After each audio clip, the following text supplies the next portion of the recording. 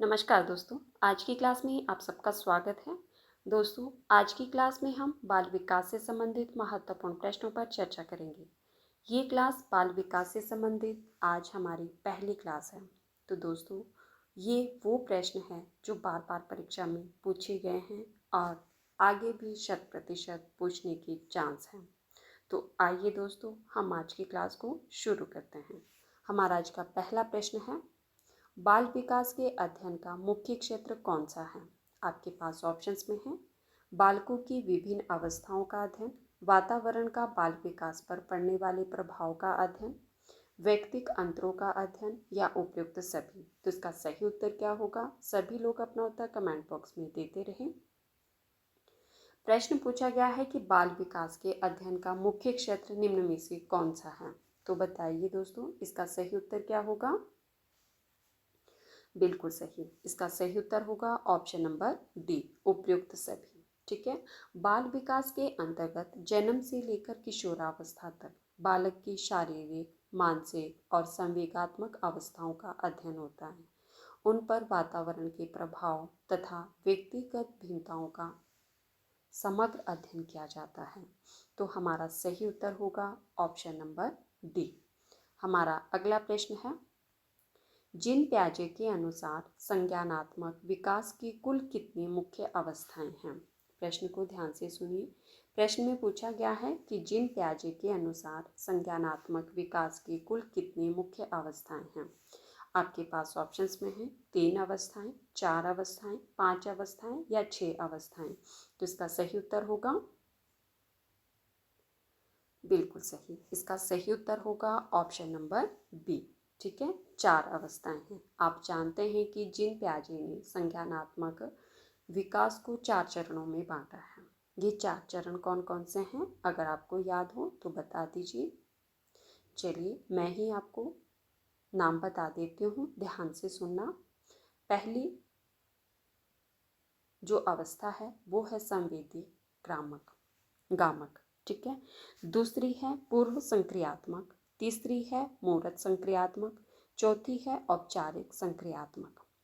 तो हमारा सही उत्तर है ऑप्शन नंबर 4। हमारा अगला प्रश्न है, विकास कभी न समाप्त होने वाली प्रक्रिया है। यह कथन विकास के किस सिद्धांत से संबंधित है? आपके पास दोस्तों कथन दिया गया है कि विकास कभी न समाप्त होने वाली प्रक्रिया है। आपको बताना है कि यह कथन विकास के किस सिद्धांत से संबंधित है। आपके पास ऑप्शंस में है अंत संबंध का सिद्धांत, निरंतरता का सिद्धांत, एकीकरण का सिद्धांत या अंतःक्रिया का सिद्धांत। तो इसका सही उत्तर होगा बिल्कुल सही। बताइए। बिल्कुल सही, जिन साथियों ने ऑप्शन नंबर बी बताया है उनका उत्तर सही है। विकास कभी न समाप्त होने वाली प्रक्रिया है, यह निरंतरता का सिद्धांत से संबंधित कथन है। ठीक है। यह सिद्धांत बताता है कि विकास जो है वो गर्भाधान से शुरू होकर जीवन पर्यंत चलता रहता है। आपने देखा ही होगा। और यह कभी भी अचानक रुकता नहीं है, केवल इसकी गति धीमी या तेज हो सकती है। तो हमारा सही उत्तर क्या हुआ? Option number B. हमारा अगला प्रश्न है, लेव वाइगोत्स्की ने बच्चों के सीखने में किस कारक की भूमिका को सबसे महत्वपूर्ण माना है?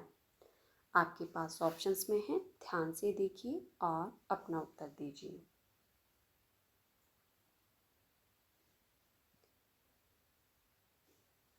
आपके पास ऑप्शंस में है सामाजिक सांस्कृतिक कारक, केवल अनुवांशिक कारक, केवल शारीरिक परिपक्वता या नैतिक उपदेश। तो इसका सही उत्तर होगा, प्रश्न को ध्यान से सुनिए। प्रश्न में पूछा गया है कि लेव वाइगोत्स्की ने बच्चों के सीखने में किस कारक की भूमिका को सबसे महत्वपूर्ण माना है?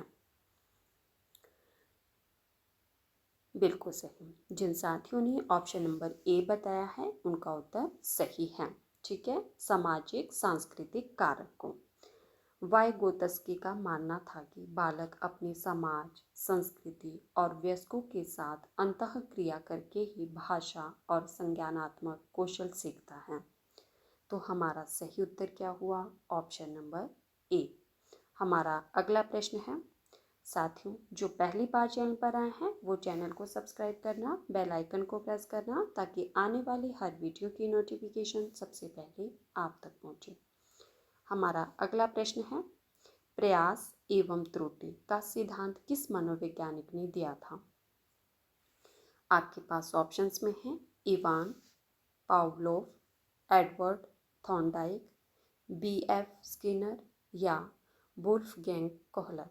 तो इसका सही उत्तर होगा प्रयास एवं त्रुटि का सिद्धांत किस मनोवैज्ञानिक ने दिया था? तो बताइए इसका सही उत्तर क्या होगा? बिल्कुल सही। जिन साथियों ने ऑप्शन नंबर बी बताया है उनका उत्तर सही है। किसने दिया था ये सिद्धांत प्रयास एवं त्रुटि का? एडवर्ड थॉर्नडाइक ने, ट्रायल एंड एरर थ्योरी का। ठीक है, किसने दिया था? एडवर्ड थॉर्नडाइक ने। हमारा सही उत्तर है ऑप्शन नंबर बी। हमारा अगला प्रश्न है, आप जानते हैं कि थॉर्नडाइक ने बिल्लियों पर प्रयोग करके प्रयास एवं त्रुटि का सिद्धांत दिया था। उन्होंने बताया था कि सीखने में उद्दीपक और अनुक्रिया के बीच संबंध बनता है। हमारा अगला प्रश्न है, लॉरेंस कोहलबर्ग के अनुसार एक शिक्षक बच्चों में नैतिक मूल्यों का विकास कैसे कर सकता है? आपके पास ऑप्शंस में है केवल धार्मिक शिक्षा को बढ़ावा देकर, व्यवहार के अत्यंत कठोर नियम बनाकर, नैतिक मुद्दों पर आधारित चर्चाओं में उन्हें शामिल करके, क्या करना है और क्या नहीं इसके सीधे निर्देश देकर। तो बताइए दोस्तों इसका सही उत्तर क्या होगा? लॉरेंस कोहलबर्ग के अनुसार एक शिक्षक जो है वो बच्चों में नैतिक मूल्यों का विकास कैसे कर सकता है? आपके पास ऑप्शंस में है, ध्यान से देखिए और अपना उत्तर दीजिए। केवल धार्मिक शिक्षा को बढ़ावा देकर, व्यवहार के अत्यंत कठोर नियम बनाकर, नैतिक मुद्दों पर आधारित चर्चाओं में उन्हें शामिल करके, या क्या करना है और क्या नहीं इसके सीधे निर्देश देकर। तो बिल्कुल सही। जिन साथियों ने ऑप्शन नंबर सी बताया है उनका उत्तर सही है। ठीक है, नैतिक मुद्दों पर आधारित चर्चाओं में उन्हें शामिल करके। कोहलबर्ग के अनुसार जब बच्चे नैतिक दुविधाओं और चर्चाओं में सक्रिय भाग लेते हैं तो उनका तर्क स्तर बेहतर होता है। आप जानते ही होंगे।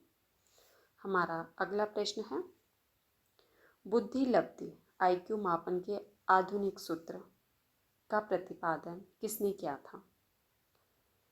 तो बताइए दोस्तों, बुद्धि लब्धि मतलब IQ मापन के आधुनिक सूत्र का प्रतिपादन किसने किया था?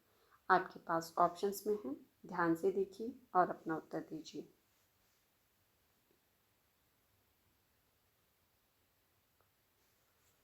ऑप्शंस में है आपके पास विलियम स्टर्न, अल्फ्रेड बिने, लुइस टर्मन या फ्रांसिस गाल्टन।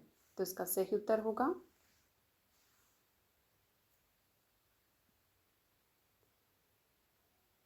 बिल्कुल सही। जिन साथियों ने ऑप्शन नंबर सी बताया है उनका उत्तर सही है। बुद्धि लब्धि मापन के आधुनिक सूत्र का प्रतिपादन किसने किया था? लुइस टर्मन ने किया था।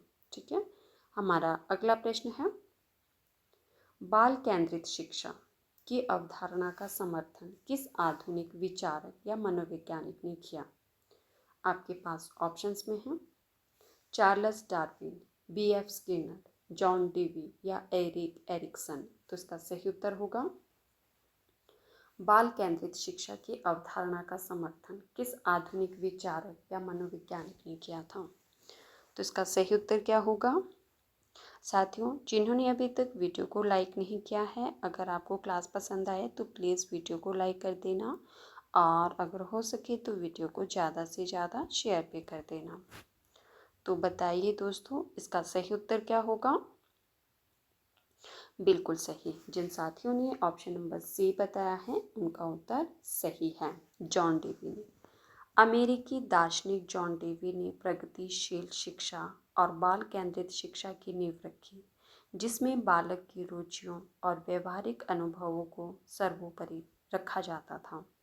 तो हमारा सही उत्तर क्या हुआ? ऑप्शन नंबर सी, बाल केंद्रित शिक्षा की अवधारणा का समर्थन किसने किया था? आधुनिक विचारक जो रहे हैं जॉन डेवी ने। ठीक है, हमारा अगला प्रश्न है, सूझ या अंतर्दृष्टि का सिद्धांत इनसाइड थ्योरी ऑफ लर्निंग किस संप्रदाय के मनोवैज्ञानिक ने दिया था?